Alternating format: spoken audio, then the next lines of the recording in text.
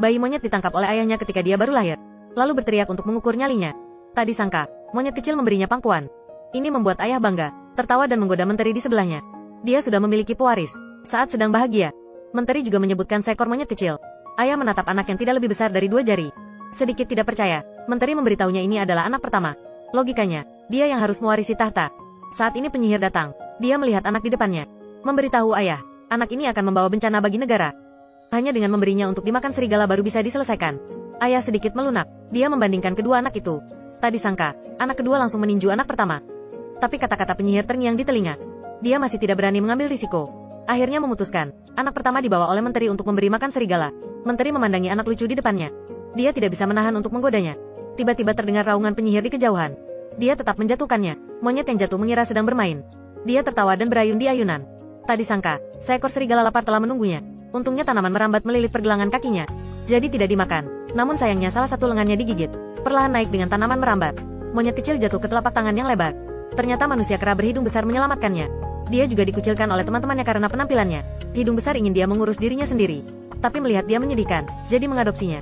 Waktu berlalu cepat. Ben telah dewasa. Walau tangan kanannya cacat, tapi dia berbakat. Tidak hanya bisa membuat daun menjadi kipas, juga membuat dispenser air sederhana. Menemukan air karet dari dahan. Benda ini meledak dengan kekuatan besar. Bisa lengket dengan apapun. Sangat menakjubkan. Tiba-tiba terdengar suara terompet. Ini permainan bola favorit mereka. Dua monyet bersembunyi di kegelapan dan menonton balapan monyet. Saat ini, Ian sudah menjadi pangeran pemberani. Dia melempar beberapa bola-bola balik. Kelompok monyet juga karena operasinya yang tampan. Bersorak-sorai, Ian sangat menyukai tatapan yang memujanya. Jika tidak ada kecelakaan, akan segera ada kecelakaan. Karena terlalu fokus menonton pertandingan.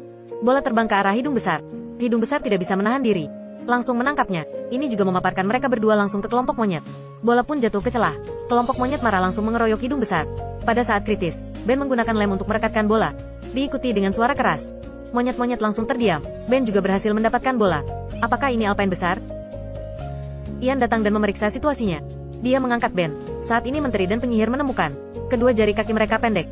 Ini adalah simbol genetik Raja Monyet. Apakah monyet yang sakit itu tidak mati? Ben mengatakan sesuatu, membuat Ian sangat puas. Ian masih ingin terus bergaya. Langsung menarik bola dan melempar Ben ke tanah. Dia baru akan melakukan servis tetapi menemukan bola menempel kuat di tangannya. Tidak bisa melepasnya apapun yang terjadi. Tidak berdaya rombongan kera juga datang membantu. Setelah beberapa putaran, bola akhirnya terlepas. Malah tidak menyangka terbang ke kepala Raja Monyet. Raja Monyet masih tidak tahu apa yang terjadi. Menteri bergegas maju untuk menjelaskan. Malah tidak menyangka menjadi botak. Menjadi satu keluarga dengan menteri. Saat ini penyihir memberitahu Ian. Jika tidak menyingkirkan Ben, tatanya tidak akan terjamin. Keduanya memutuskan untuk melakukan trik. Mereka membawa Ben kepada Raja. Raja pasti akan menyalahkannya karena botak. Tidak disangka, Ben langsung memberinya sebuah mahkota. Monyet-monyet melihat keagungan Raja. Juga memberikan pemujaan. Raja juga sangat puas dengan reaksi orang banyak. Melihat ini, Ian menatap penyihir. Jika tidak ada kecelakaan, akan ada kecelakaan. Penyihir mulai bertindak sebagai iblis lagi. Ben juga membuat cermin untuk Raja Monyet. Melihat keindahan ketampanan di dalam air, Raja Monyet kaget dengan ketampanannya. Juga tahu dirinya memiliki hidung. Monyet-monyet juga menutup hidung mereka untuk mengikutinya. Ben sekali lagi mengeluarkan gerakan besarnya, membuat singgasana untuk Raja Monyet. Suasana kelas atas ini sangat indah. Betapa indahnya bagi Raja untuk duduk di atasnya. Saat ini, penyihir juga berhasil memanggil belalang. Saat belalang terbang lewat, Raja Monyet juga jatuh dari batu dan pingsan. Penyihir mengambil kesempatan untuk menyerang, mempengaruhi Ian untuk mendorong Ben dari tebing. Saat Raja Monyet sadar Ben sudah menghilang, dia dengan keras bertanya pada Ian. Sengaja menghukumnya, tapi demi tata ada yang melanjutkan. Pada akhirnya tidak berhasil, terpaksa melambaikan tangan dengan menyesal. Saat ini, Ben telah jatuh ke dasar pohon. Dia tampak pusing di tanah yang luas. Ini pertama kalinya monyet mendarat di darat.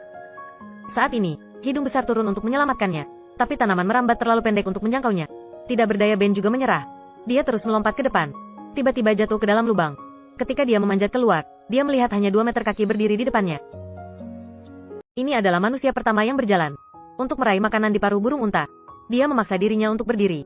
Meski sedikit gemetar, tapi akhirnya mengambil langkah pertama. Ternyata dunia tinggi sangat indah. Tiba-tiba burung unta ketakutan dan lari. Ben berbalik. Ternyata sekawanan serigala. Dia juga ingin berlari, tetapi kakinya terus bergerak. Berlari mundur. Melihat serigala semakin dekat, tidak berdaya dia hanya bisa berbalik badan dan terus lari. Sekelompok monyet di atas pohon mendengar gerakan di bawah pohon. Melihat Ben berlari mundur, Ben melihat burung unta di sampingnya berjalan seperti terbang. Kemudian melihat kaki mereka lagi. Juga menyadari dirinya salah. Dia buru-buru berbalik dan berlari ke depan. Monyet-monyet di pohon juga bersorak untuknya. Sayang sekali masa-masa indah itu tidak berlangsung lama. Mereka ternyata berlari ke kawanan badak. Kelompok badak terkejut saat melihat serigala. Langsung lari ke arah Ben. Mereka sangat kuat, bahkan pohon ditabrak sampai patah. Raja Monyet di atas pohon memandang putranya dalam bahaya. Dia tidak bisa lagi duduk diam. Melihat badak semakin dekat, tidak ada jalan di depan lagi. Ben dalam bahaya. Pada saat kritis, Raja Monyet turun dari langit. Dia menggeram dan langsung berlari ke depan. Menggunakan kekuatannya sendiri untuk membubarkan kelompok badak. Melambaikan tangan untuk memecahkan kelompok serigala. Tapi dia juga ditabrak badak. Melihat badak semakin dekat, sasarannya adalah anaknya. Ben sangat ketakutan sehingga dia segera menutupi matanya. Diikuti dengan suara keras. Semuanya tenang. Badak tidak terluka, berdiri dan pergi. Setelah asap hilang, hanya tersisa Raja Monyet yang terengah-engah. Dia akhirnya melindungi anaknya. Saat ini, Ian juga turun. Dia ingin menarik ayahnya naik. Raja Monyet menolak. Dia memberitahu Ben, dia adalah anaknya. Juga meminta maaf karena meninggalkannya. Lalu tertidur selamanya. Monyet yang malang kehilangan ayahnya begitu dia menemukannya. Ian menyalahkan Ben atas kematian ayahnya. Kemudian dia membawa ayahnya kembali ke pohon. Mengikuti tradisi monyet, Ian akan mewarisi tahta. Tapi premisnya adalah memakan sisa-sisa tubuh ayahnya. Dengan begitu akan sekuat dan seberani ayah. Ketika hendak menikmati, Ben panik segera menghentikan. Tidak menyangka pengkhianat ini berani kembali. Ben mendekati Ian selangkah demi selangkah. Ian mengira dia sedang memprovokasi. Tidak menyangka, Ben langsung berjongkok. Memberikan mahkota Raja Monyet kepada Ian. Dan berusaha membujuk Ian. Penyihir tidak setuju. Ian tetap ingin mengikuti tradisi. Dalam raungan mengejutkan Ben, kilatan petir lewat. Monyet-monyet ketakutan dan melarikan diri. Ben memanfaatkan kesempatan untuk meninggalkan rombongan monyet bersama ayahnya. Dan menguburnya dengan batu. Sambaran petir lainnya lewat. Langsung menyambar pohon mati. Benar-benar sangat indah. Ben dengan hati-hati melangkah maju dan meraih. Tidak disangka, langsung membakar rambutnya. Dia tidak percaya, maju dan memukulnya dengan tongkat. Malah menemukan tongkat itu juga terbakar. Dia dengan sombong berpikir dia bisa mengendalikannya. Tak disangka, langit tiba-tiba turun hujan. Api dipadamkan. Saat ini langit tiba-tiba berubah. Tornado menghantam. Ben juga tergulung di dalam. Bencana tidak hanya membawa kehancuran. Juga ada kesempatan. Ben bertemu cintanya Mary. Dia tahu dia harus menyelamatkannya. Dia mengikat dirinya dengan tali. Kemudian berjalan menuruni tebing untuk menangkap Mary. Tapi tornado terlalu besar. Talinya juga akan putus. Saat krisis hidung besar tiba tepat waktu. Akhirnya menarik mereka naik. Tapi hal pertama yang dilakukan Mary saat bangun adalah menghajar Ben. Mary yang terlalu ketakutan, melarikan diri. Ben juga terus mengejarnya. Dia melewati sekumpulan badak, melewati magma, melewati tebing. Akhirnya mendapatkan Mary. Mary juga tergerak oleh ketulusannya. Ben juga mengajari Mary cara berdiri. Bau cinta ada di udara. Dia menyalakan obor dengan lahap. Dan membawa Mary kembali ke kelompok monyet. Berharap hidup dengan sekumpulan monyet. Ben mencoba yang terbaik untuk memperkenalkan obor. Dan membawa seikat kayu bakar kering untuk diperagakan. Saat obor dinyalakan, monyet juga mengeluarkan suara yang bersemangat. Sayang sekali Ben tidak sengaja membakar pohon mati di belakangnya.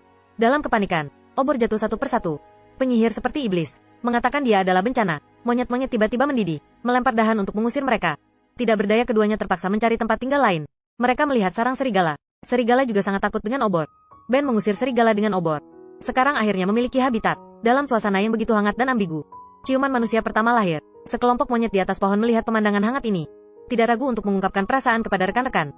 Menyaksikan kegelisahan para monyet, Ian merasa sangat terganggu. Dia memberi perintah kepada penyihir lagi. Penyihir berteriak ke lubang pohon.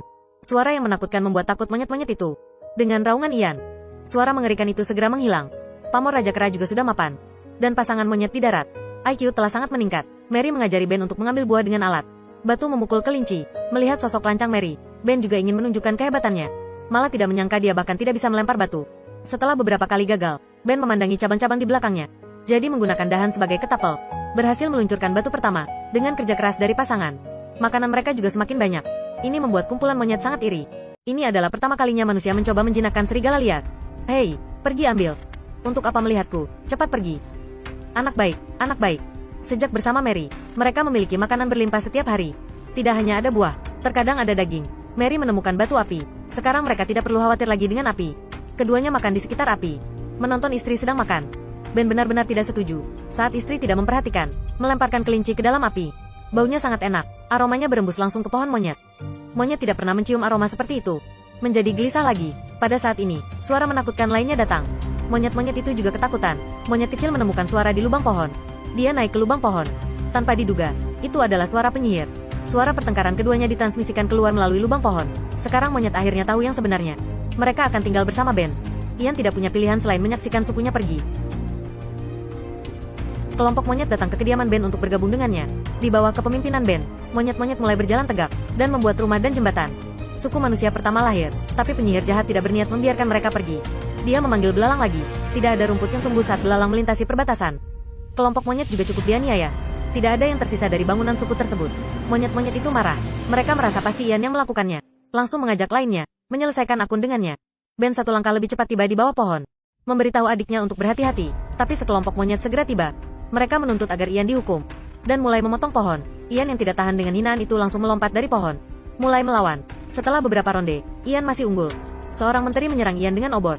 Ian menderita sakit punggung dan membuang obornya. Tak disangka, obor jatuh mengenai akar pohon. Dan istri Ian masih ada di pohon. Ben menggunakan serigala liar jinak di saat krisis. Menarik dirinya, berhasil menyelamatkan adik ipar, dan dia sendiri tertimpa dahan. Kobaran api semakin besar, pohon bisa tumbang kapan saja. Monyet-monyet itu juga bubar. Ben berjuang meminta bantuan, tapi tidak ada yang bisa menyelamatkannya. Pada saat kritis, Ian menggendongnya keluar, dan penyihir mati terbakar karena reaksi sipon. Menyaksikan rumah mereka yang dulu, menjadi rumah yang hancur. Ian sangat sedih. Saat ini, Ben datang menghibur. Kakak beradik yang telah mengalami hidup mati, akhirnya melepaskan perseteruan mereka. Ian juga mencoba untuk menerima, berdiri dan hidup. Dua bersaudara hanya saling berpelukan. Keduanya bekerja sama. Mereka bermigrasi dengan monyet, melewati Magda, melewati pegunungan. Akhirnya menemukan surga. Di sini mereka akan menciptakan kembali rumah mereka. Ben tubuhnya walau pendek, tapi melalui kebijaksanaannya sendiri, dia menjadi raja selangkah demi selangkah. Hidup tidak akan mudah, tapi juga tidak akan terus sulit. Apa yang dialami suatu saat akan menjadi senjatamu untuk mempersenjatai diri. Aku Sinta, follow aku, sampai jumpa.